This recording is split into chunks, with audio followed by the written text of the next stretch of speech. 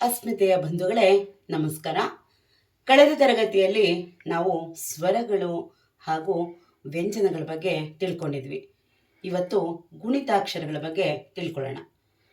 ಗುಣಿತಾಕ್ಷರಗಳು, ಈ ಗುಣಿತಾಕ್ಷರಗಳ ನಮ್ಗೆ ಅವಶ್ಯಕತೆ ಇದೆಯಾ? ಯಾಕೆ ಅವಶ್ಯಕತೆ ಇದೆ ಅಂದರೆ, ನಾವು ಬರೆಯಲು ಮತ್ತು ಓದಲು ಮಾತನಾಡಲು ಗುಣಿತಾಕ್ಷರಗಳ ಅವಶ್ಯಕತೆ ತುಂಬ ಇದೆ. ಉದಾಹರಣೆಗೆ ನಾನು ಅಮ್ಮ ಬಾಯಿಲಿ ಅಂತ ಕರಿಬೇಕು.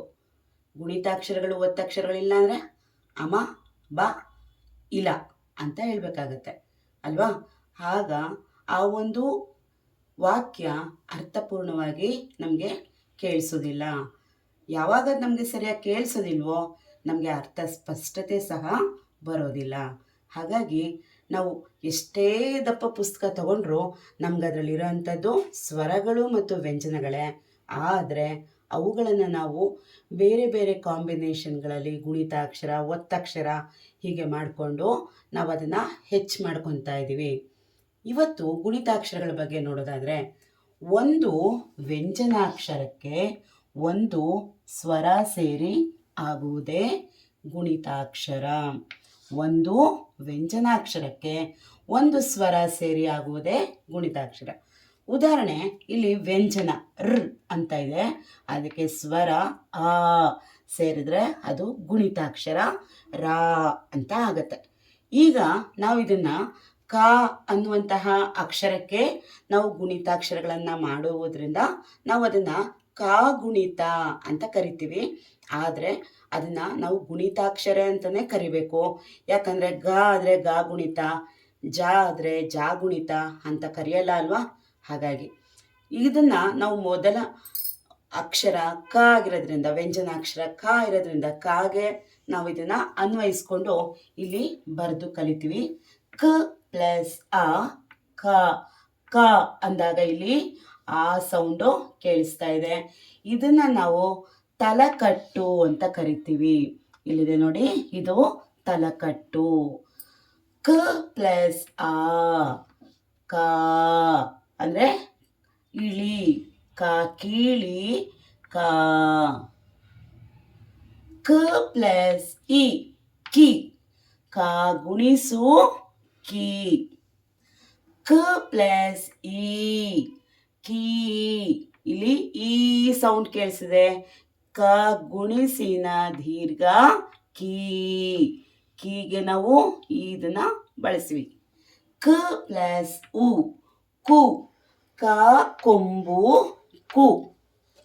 ಕ ಪ್ಲಸ್ ಊ ಕೂ, ಕ ಕೊಂಬಿನ ಇಳಿ ಕೂ ಅಂತ ಹೇಳ್ತೀವಿ, ಇಳಿ.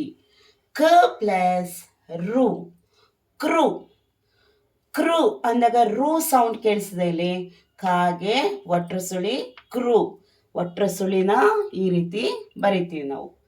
ಕ ಪ್ಲಸ್ ಎ ಕೆ, ಇಲ್ಲಿ ಎ ಸೌಂಡ್ ಕೇಳಿಸಿದೆ. ಕಾಗೆ ತ್ವ ಕೆ.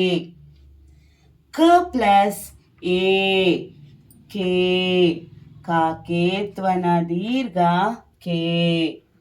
ಕ ಪ್ಲಸ್ ಐ ಕೈ, ಐ ಸೌಂಡ್ ಕೇಳಿಸಿದೆ ಇಲ್ಲಿ. ಕಾಕೈತ್ವ ಕೈ. ಕ ಪ್ಲಸ್ ಓ ಕೋ, ಕಾಕೋತ್ವ ಕೋ. ಕ ಪ್ಲಸ್ ಓ ಕೋ, ಕಾಕೋತ್ವನ ದೀರ್ಘ ಕೋ, ಓತ್ವನ ದೀರ್ಘ. ಕ ಪ್ಲಸ್ ಔ ಕೌ, ಕಾಕೌತ್ವ ಕೌ.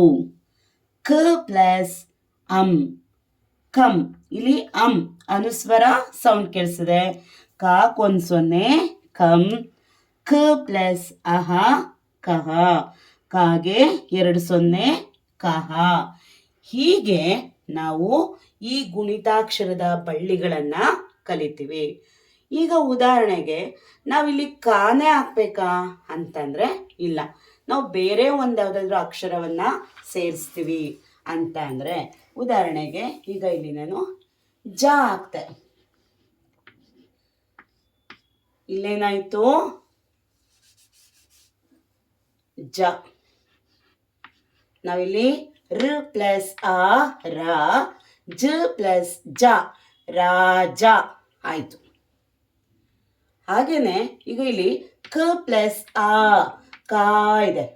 ನಾವಿಲ್ಲಿ ಎ ಇದೆ ನೋಡಿ, ಇದನ್ನ ಅಳಿಸಿ ಗ ಹಾಕಿದ್ರೆ ಗ ಪ್ಲಸ್ ಎ ಏನಾಯ್ತು ಗೆ. ಕ ಗೆ ಕಾಗೆ ಈ ರೀತಿ ಆಯಿತು. ಅದೇ ರೀತಿ ನಾವು ಕ ಪ್ಲಸ್ ಉ ಕು ಆಯಿತು. ನಾವಿಲ್ಲಿ ರಾ ಅಳಿಸಿ ರ ಪ್ಲಸ್ ಇ ಹಾಕಿದ್ರೆ ಇಲ್ಲೇನಾಯಿತು ರಿ. ಕು ರಿ ಕುರಿ ಆಯಿತು.